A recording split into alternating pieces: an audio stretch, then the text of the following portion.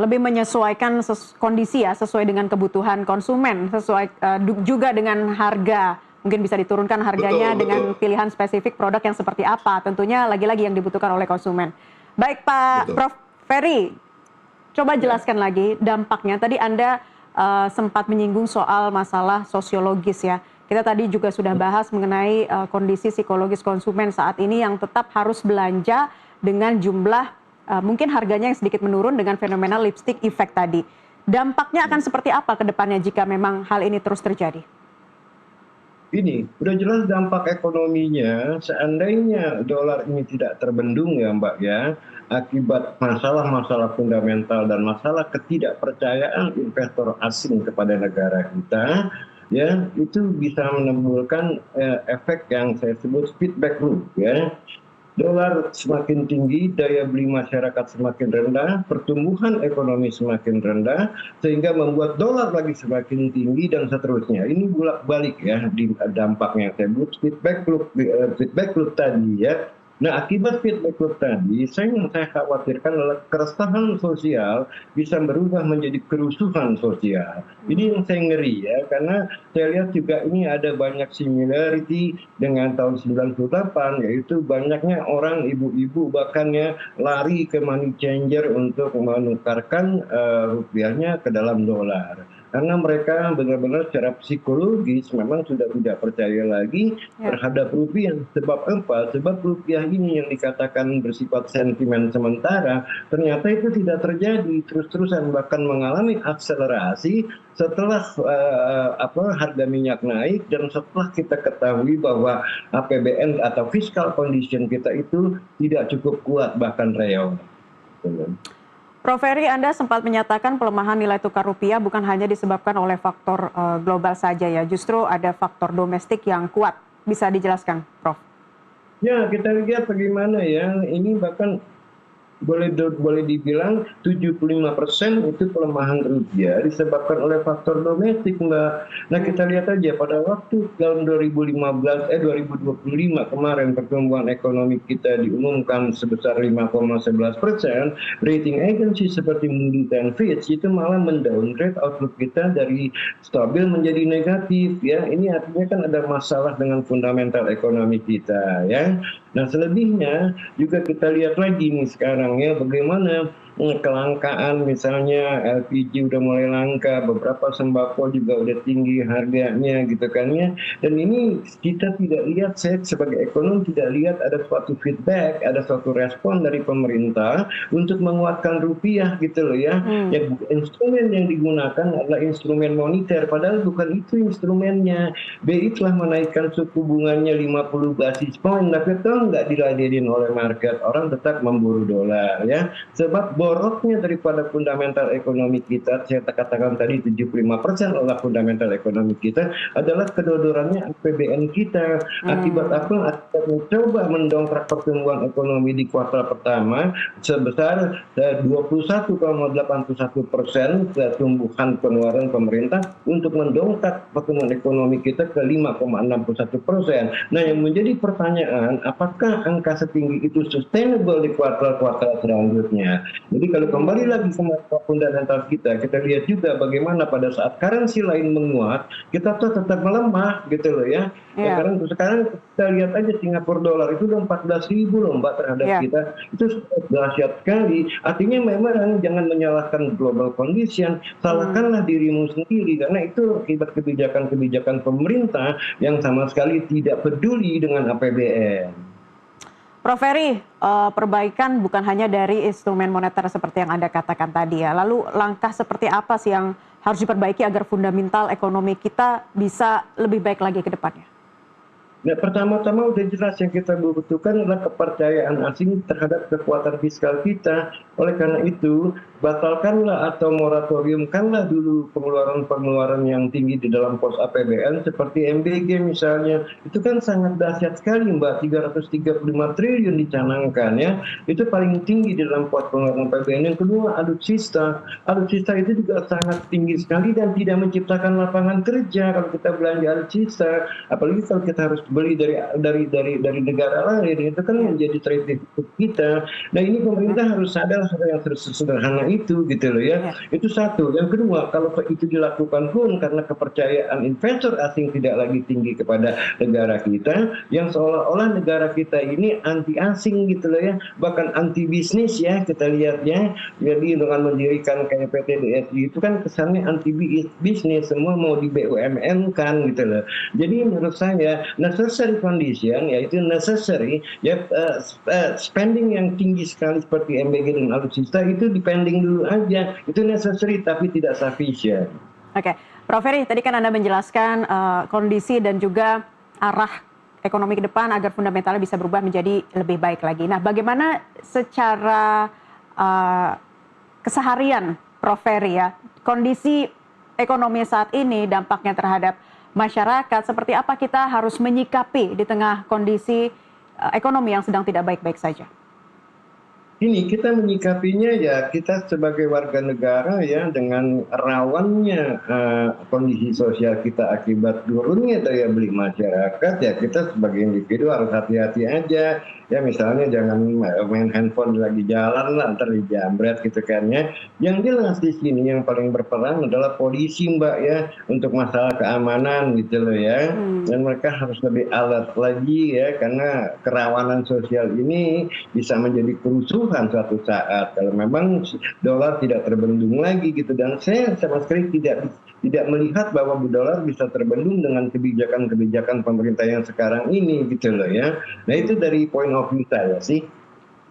Baik, Pak Sancoyo, bisa Anda gambarkan lagi kondisi saat ini ya yang terjadi di pasar kosmetik tadi dari brand-brand lokal kemudian melawan merek global raksasa dalam memperebutkan dompet konsumen yang kian menipis saat ini, seperti apa penjelasannya? Tadi seperti saya sampaikan, sebetulnya kalau local brand atau indie brand itu lebih agile gitu ya dibandingkan dengan pemain-pemain yang sudah jauh lebih lama. Karena tadi seperti saya sampaikan ada demokratisasi bisnis kosmetik. Untuk masuk ke bisnis kosmetik di Indonesia saat ini tidak perlu punya pabrik, tidak perlu punya budget yang besar untuk distribusi karena mereka bisa pakai marketplace yang ada, tidak perlu mengeluarkan iklan dengan jumlah yang besar karena mereka bisa menggunakan kanal-kanal sosial media mereka gitu. Jadi yang ini indie brand ini yang tadi saya sebut dengan BUPN, istilahnya Badan POM, Badan Usaha Pemilik Notifikasi ini, mereka juga lebih mampu untuk bergerak lebih cepat dalam merespons keinginan dari konsumen gitu. Jadi ini menjadi salah satu alternatif driver pertumbuhan kosmetik Indonesia secara luas gitu. Oke, berarti adanya downgrading merek juga ada ya di sini Pak Sancoyo. Misalnya dari mereka yang tadinya membeli brand besar, lalu kemudian sekarang beralih begitu yang tadinya membeli kosmetik prestis di mall, beralih ke merek lokal. Ini saat ini benar-benar fenomena ini begitu terjadi dan terasa. Saya rasa mungkin saya melihatnya dari perspektif yang lain. Jadi konsumen Indonesia ini, konsumen kosmetik Indonesia itu sudah sangat canggih sih Mbak, sangat well informed gitu. Mereka mencari sumber-sumber yang sahih dalam rangka mereka menentukan produk-produk apa yang akan mereka pakai, yang akan menempel di kulit mereka dan seterusnya gitu. Nah, oleh karena itu kualitas, fungsi dan value menjadi penting. Dalam menyikapi situasi seperti ini banyak yang mereka bisa lakukan. Misalnya kalau ada tekanan pada affordability, mereka mungkin bisa mengurangi konsumsi gitu ya. Misalnya pemakaian sehari sekali menjadi 2 hari sekali, atau dalam jumlah yang lebih sedikit, atau mereka membeli dalam pack size yang lebih sedikit gitu ya grammage-nya. Namun tentu juga tidak mengurangi kemungkinan untuk mereka pindah ke brand yang lain yang menurut mereka secara value sesuai, namun demikian fungsi dan kualitasnya tetap memenuhi standar mereka gitu. Oke, Prof. Ferry, jadi fenomena lipstick effect ini menjadi alarm bagi kondisi ekonomi kita saat ini. Sangat alarm. Nah, di sini orang sering lupa ya, kayak kemarin saya dengar Pak Yuda Agung yang pindah dari BI menjadi Wakil Menkyu mengatakan kita tidak ada tanda-tanda krisis ya, seperti misalnya balance of payment crisis, banking crisis, tapi satu hal dia lupa, ada yang namanya affordability crisis ya. Affordability crisis artinya apa? Barang-barang konsumen yang tinggi harganya akibat double digit inflation itu tidak affordable lagi. Ya, artinya mereka tidak mampu membelinya. Nah, itu pesan saya. Memang tidak ada istilahnya nggak ada conventional crisis di depan mata seperti balance of payment crisis, banking crisis, ya kan. Tapi ada satu yaitu lemahnya daya beli masyarakat. Itu bisa menyebabkan saya katakan affordability crisis. Nah, itu pemerintah harus tahu gitu loh ya, karena ini di luar textbook gitu loh ya, bagaimana menangani masalah ini gitu kan ya.